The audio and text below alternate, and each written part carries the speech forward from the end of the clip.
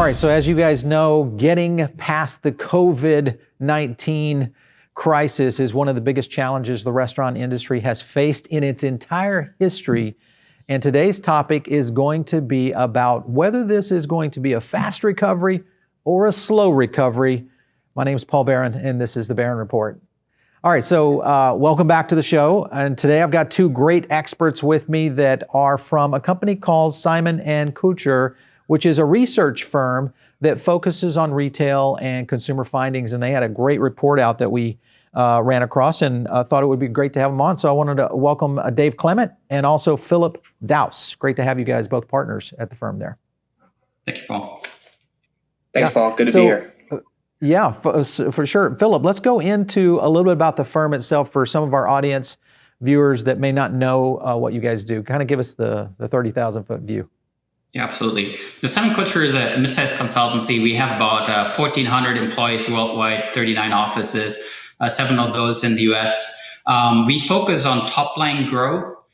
So as a firm, we don't engage in cost-cutting or in restructuring activities. We really focus on the sunny side of consulting.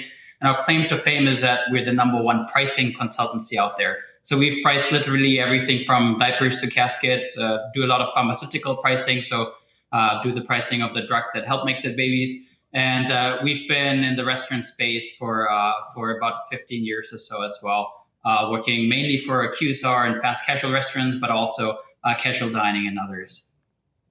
So when you say pricing, Dave, explain to me how deep do you guys go? Is it in the sense of, hey, I'm getting ready to roll out an LTO and I want to think about what my consumer acceptance price is and that price point, or my entire menu?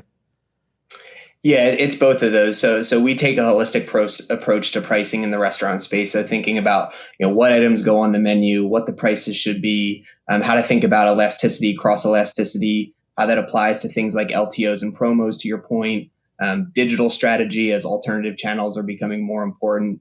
So kind of the whole suite of pricing as it pertains to restaurants. Yeah. All right, so let's kind of get into the report. I want to learn a little bit about the report as a whole. What was the goal of you guys doing the research in the first place? What were you trying to achieve with it?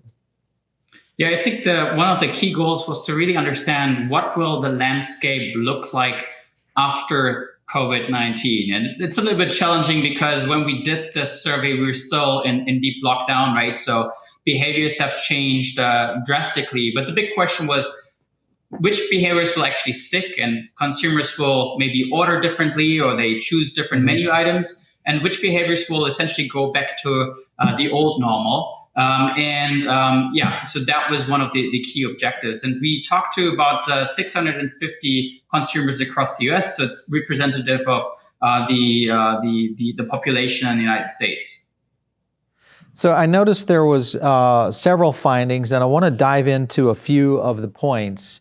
One that kind of aligns with some research that we just finished up on around the grocery application, meaning people cooking at home. What were your findings here? Because it looks as though we may have a more struggle of getting consumers back out of their houses into restaurants again because of just their the grocer's stranglehold on whether it's through fear factor or whatever. What was kind of the findings that you guys had there? Yeah, of course, home cooking increased dramatically with COVID-19. Again, the question was how much of that will stick. And what we found is that overall, about 4% of the expenditures that previously went into restaurants, also in the mid to long term, so 3 to 6 months after the opening of the economy, will actually remain. And that sounds like a small number, 4%, but it translates to about $50 billion annual sales in the US alone. And it's not just, in the QSR space. Actually, we found that casual dining and fast casual restaurants will get more affected by this trend than other sectors. I could see that being the case with casual and fast casual. Those are, now you're getting into the dinner time occasion for a lot of people, where QSR really does kind of feed that lunch run. This is going to be interesting to watch, because some of the research we did here on Foodable through Foodable Labs was showing that very same thing. What was interesting in our research was the point of the influencers. So people that were or used to dine out at a high frequency are actually the ones that are really reserved in going back to restaurants very soon. What were your findings in terms, Dave, let's kind of talk with you here on, did you see in the research, was there any reason as to why consumers would not come back as quickly as maybe restaurants would like them to? Yeah, so the one thing that was very unique in this study compared to past research that we performed was that sanitation standards was very important to actually get someone into a restaurant. So Right. It was a top 3 value driver, typically something that we don't see move to the top when we ask consumers, what will they think about when deciding what brands they go to. Tied to kind of what we talked about with that fast casual, more casual dining player, we saw more of the shift actually come from those places, largely because there's not as much access to kind of the on-demand, the delivery, the curbside, where folks can be really comfortable about the fact that they don't need to be concerned with cleanliness and sanitation. Yeah. We had, Paul, go ahead, Philip. Yeah, if I may add to this, there's one thing about sanitation which is super important, which is how it's being perceived by consumers, right? It's not just sufficient to have CDC sanitation standards in place, but rather the consumer needs to understand what's going on in his favorite restaurants and that it's actually a safe place and they're able to return or at least to order pickup or a takeout. Yeah, that's something that I've talked to a few CEOs. They've said that just getting that communication architecture in place to let customers know, literally down to how they handle a table turn in a casual dining operation, is very important to get the consumer confident again to be able to come back, for sure. You were saying, Philip? Or I'm sorry, Dave? Yeah, no, what we're seeing the kind of the best in class restaurants doing on the sanitation front, it's where are they cleaning, what tools they're using, how frequently. And again, to the messaging, it's an omni-channel marketing strategy. So you see it on social media, you see it through the drive-through, you see it everywhere. So kind of continuing to hammer that point home is hopefully making folks feel a little more comfortable as things open up. Yeah, I went through a McDonald's the other day, and what still surprises me is that that's obviously going through a drive-through, and the person that was talking to me had a mask on. I only knew that because obviously when I pulled up, the mask was there, but I kind of knew it during the drive-through experience because it was like, "Hello, welcome to McDonald's. What would you like to?" I'm like, I don't even know what you said, but here's what I want to eat. So it'll be interesting. Do you see that being a factor of consumers going back out? Is this whole fear factor of just other people being around them in their own space? We think so, but it's also, that's probably the more short-term element, right? At some point, people will get used to essentially live with COVID-19 until the vaccine comes out.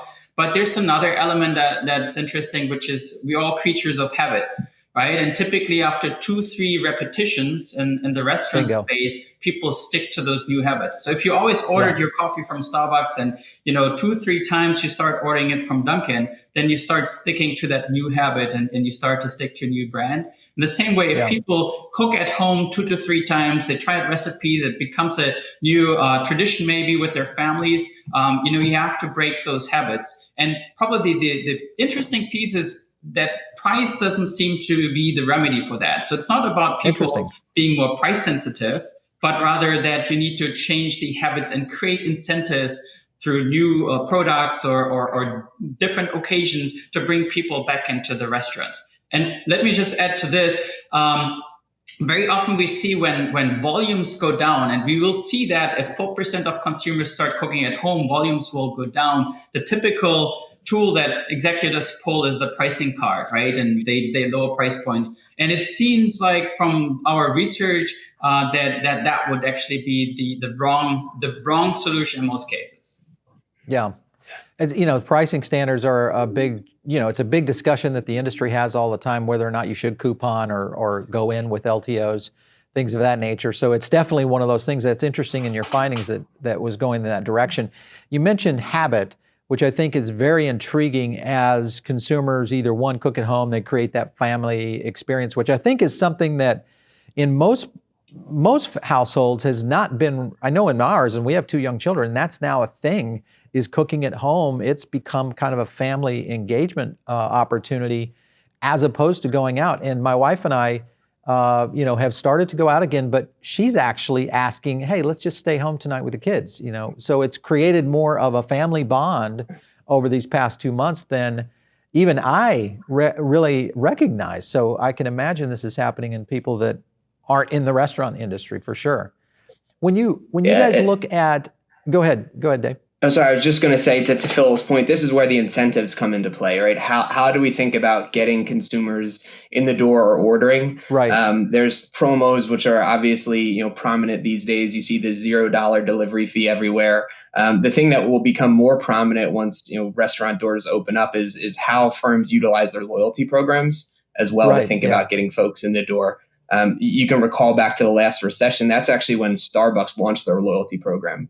So trying to win that share through different tactics that drive kind of win-win behaviors is going to be critical. Yeah, loyalty numbers are rising in some fast casuals. We saw 3 markets that we just did a big study on: Dallas, Nashville, Charlotte, and loyalty was rising in some of the top tier brands.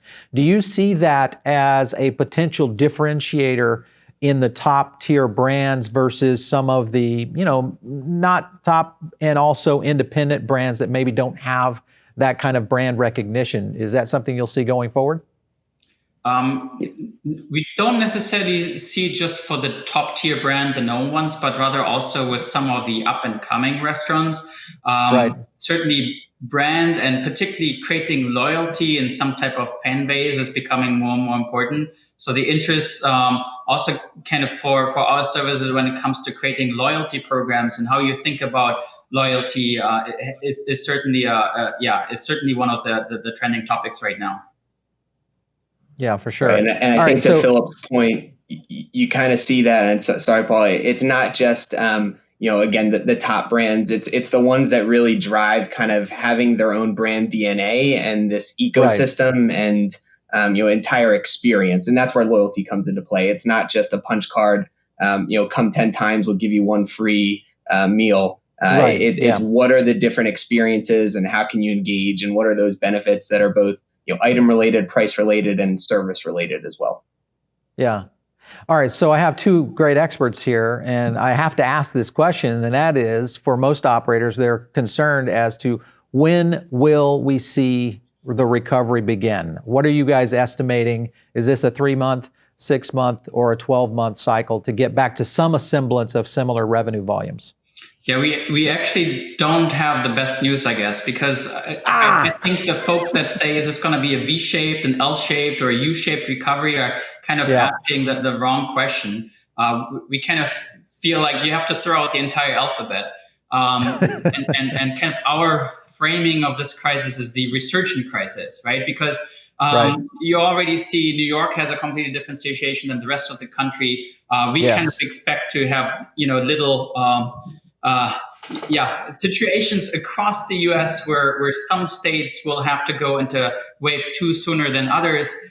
So it's not necessarily going to be a typical recovery like the ones that we saw 2009, 2010.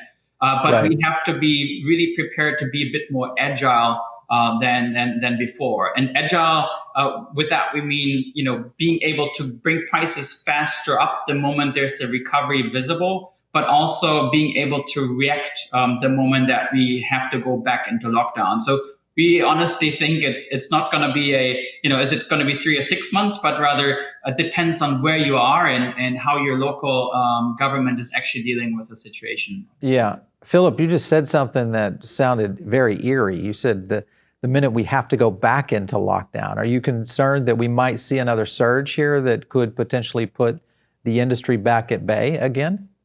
Yeah, I think most of the health experts are envisioning a second wave coming in winter. You have some locations that already start to see cases picking up again.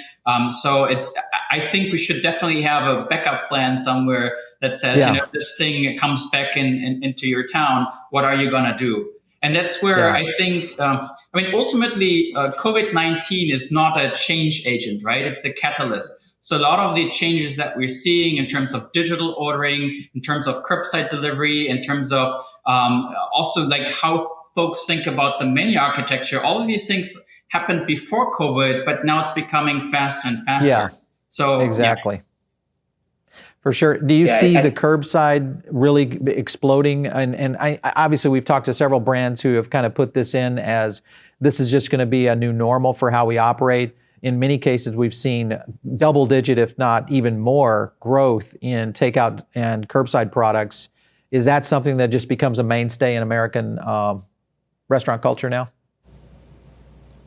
Yeah, we certainly anticipate that being here to stay. I think 6, 12 months down the line, people will go back into the restaurant, but there is a segment of consumers that are going to shift to more the curbside, to more of the delivery.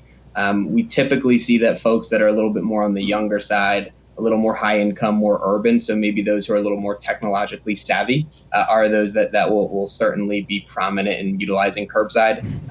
In-store pickups and ordering is not going away. But these are certainly here to stay, and the brands that are prepared for that, should be able to win and capitalize off of that. I'd like to get you guys' thoughts on something. We've talked to several brands in the past few months that shifted to a marketplace model, meaning almost farm boxes, grocery style box products that they started marketing. Modern Market is the one that I would say is kind of the flagship of the industry right now and what they've been doing. Because it's kind of restaurant, but also kind of grocery at the same time. It's a bit of a hybrid. Do you feel like that is a potential model for restaurants that have that capacity to go in that direction for people to get access to food? Paul, I think right now it's a fight for survival, right? So restaurants are doing whatever they can in order to get cash in and to stay afloat. I mean, honestly, if you make more money selling groceries than selling food and burgers, then probably you are in the wrong business or have the wrong business model. So I think these are really more the short-term activities, but I don't expect them to necessarily stay with us in the long term. Yeah, for sure. Yeah. Let's get into to that consumer. Point, Paul, Yep. Go ahead. So I think to add to that point, what you're talking about is the occasion changing in terms of how a consumer engages with a brand today. We do see, though, there will be some long-term occasion changes. And one of the things that we were pleased to see from our research is that willingness to pay prior to COVID was actually going to be less than what folks anticipated spending post-COVID. They see going to restaurants more as a treat, more of a special occasion. So thinking about brands being able to account for more family meals, more packs, things that might be able to hit home and tailor to different ways in which you're engaging with the brand are certainly viable. Yeah. So guest service is something that is literally on the chopping block right now. I've had a chance to go to a couple of fine dine restaurants since the lockdown was released.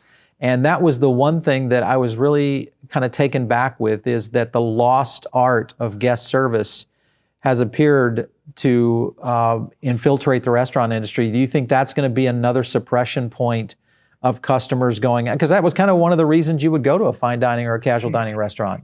It's just not there anymore. What are your thoughts on that? Yeah, so that goes back to our point. What are the value drivers, and how have those value drivers changed, right? So David pointed out that all of a sudden we have a new value driver that's sanitation and kind of overall safety within the restaurant that didn't exist previously. Some of the service drivers in terms of restaurant atmosphere and friendliness of the staff and all that stuff, they have lowered in terms of importance. However, I think that's kind of that's due to the situation we are living in right now. But I don't necessarily anticipate that this is going to stay. At some point in time, people will say, I want a good experience, and people will judge restaurants for being rude as well, and they will point it out. I think what will change, though, in the long term is the channel mix. So having a good service and friendliness and so on is not just going to be about, how your staff behaves in the restaurant, but also when it comes to pickup, when it comes to delivery, and the entire order experience also with third-party apps. Yeah, for sure. Yeah. Did you guys have any or uncover any kind of findings that referred to the bar business? Because that, of course, is one major it's one major revenue center for almost all casual dining, and even in some cases, fast casual with beer and wine. That has really been impacted in a big way. Any innovations or discussion points you found in your research? Yeah, Yeah, it's not something that we.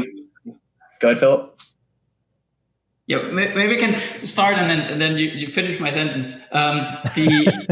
What we've seen, first of all, is like a lot of restaurants got into that didn't have curbside pickup or that didn't work with delivery were forced into new channels. All of that has been very tactical. So I think now, as things calm down a little bit, it's time to kind of reorient it and say, what is really our strategy? Who are we targeting in these channels? Are maybe the customers that we have in our online world, or the customers that work through or that order through delivery apps? Are those fundamentally different? And if so, how does it impact the pricing? How do we want to present our menu in a digital world? So there's so many questions that are really strategic that nobody has had the time to answer really. And so that is something that we're seeing right now. A lot of restaurants are asking those questions. How can we get systematically better and ultimately also make more money?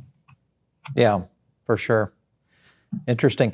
All right, so if I'm gathering this correct, it's going to be a potentially slow recovery here. Restaurants are going to have to diversify and figure out some new ways to create revenue, whether it's with take-at-home meals, trying to replace that grocery, because it appears that grocery could be a bigger differentiator in terms of a competitor to the restaurant industry, which it used to not be, at least not as much as it is today. And with top line being such a fragile thing right now, 3 to 5% shifts in the marketplace could be devastating for some restaurant operators. So it looks like we've got our work ahead of us yet to go, for sure. Any last moment discussion points when you look going forward, trends coming out of this, whether it's QSR, fast casual, casual dining? Do you think we'll see fine dining ever return to where the golden days of fine dining?